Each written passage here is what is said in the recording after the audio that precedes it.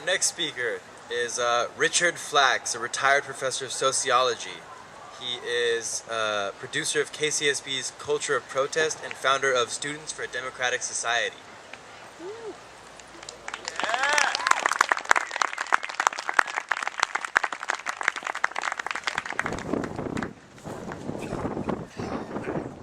I'm on the radio. I always say this, Thursdays 6 to 7 p.m., 91.9 on FM, www.kcsb.org. That's not why I'm speaking, but it's a program of music relating to social struggle, past and present. And there's a lot of music right now. People are singing from Wall Street to Oakland and actually around the world about the current struggle. So I've got material for the radio. Listen, but that's not my... I'm a sociology professor, emeritus, retired. I came here in 1969.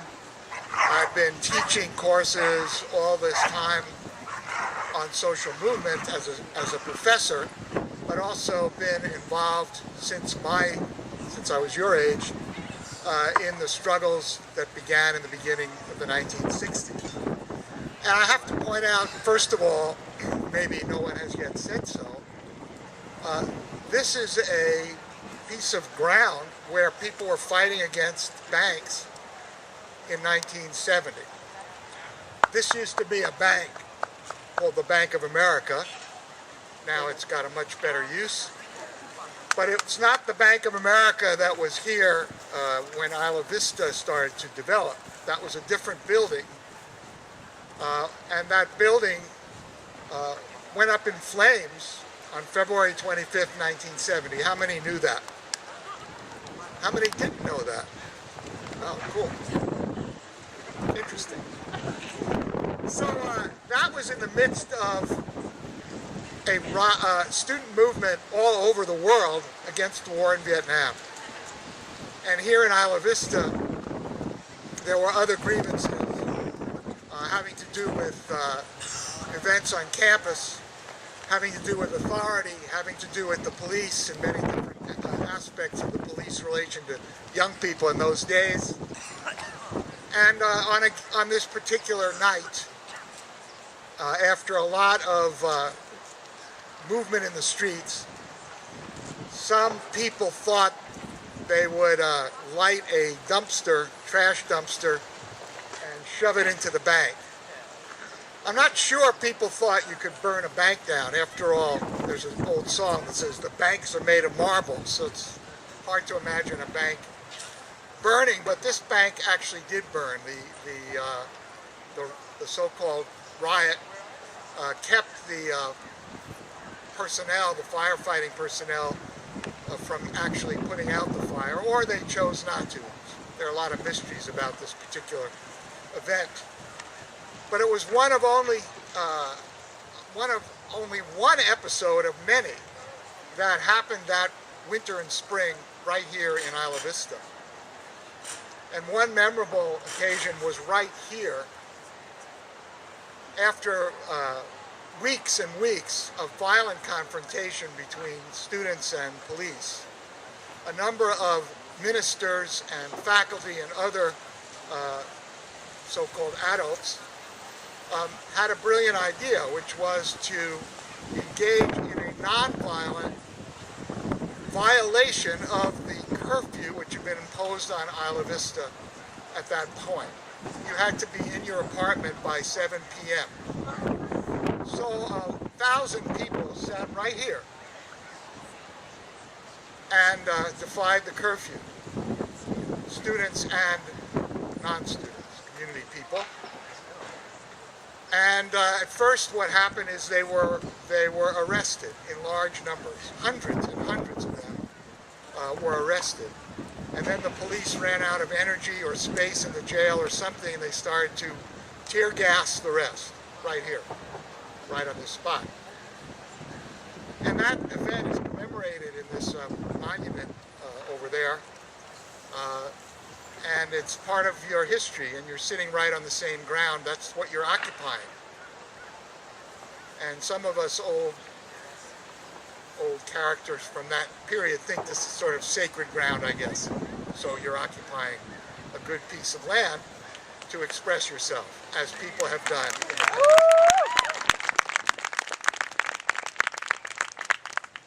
One of the great things about this movement of occupation is the decision, the insight that people have had from the beginning that you cannot win this battle through random acts of violence, through confrontation, through physical attack, that the moral ground has to be held by those who are protesting against a profoundly immoral authority structure, financial structure, economic structure. And that nonviolence can work, not nonviolent passive nonviolence, but nonviolent resistance, nonviolent creative action is actually the means of revolution. It's a great insight, and it wasn't one that your counterparts in the late 60s understood very well. And that's a whole story which we don't have to get into right now, but I just wanted to make that point.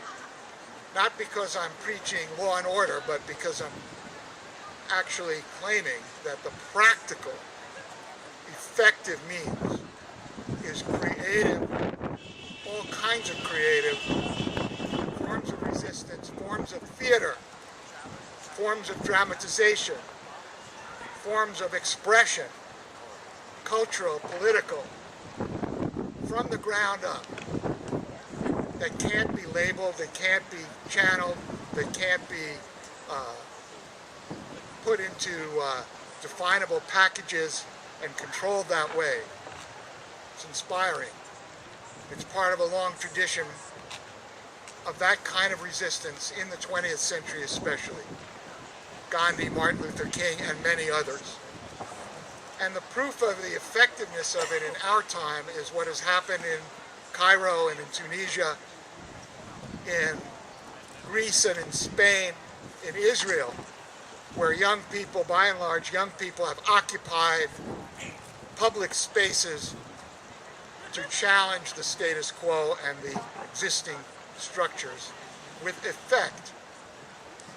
What you're doing here, as you know, is part of a movement in this country that seems to have reached 1,000 public spaces in America in a very short time. It's the fastest growing grassroots movement of this sort that I've ever seen, and that's one of its unique qualities. Fastest growing in the sense of the numbers of people willing to occupy. That's not simply marching in the street for an hour or so, but really occupy, meaning spending a lot of time, energy in a new space for them, in a not everyday space in which they're communicating and challenging what is happening. The second difference that I've noticed from the past number of decades is this is a class struggle, openly. We've had a lot of struggles over these decades, but they've been defined like sectorally, right? By race, by gender, by sexuality, by age. And all of the movements in the 60s and 70s, by and large, had to struggle to get a hearing from the majority of people in the country because they represented different kinds of minority oppression in a society where the majority believed they were in a comfortable position. Even the anti-war movement had to gain a hearing against considerable resistance from the majority. Well, this movement, startlingly enough, has the support of the majority of American people who understand how much we have been screwed by the banksters. It's a very good term. The banksters.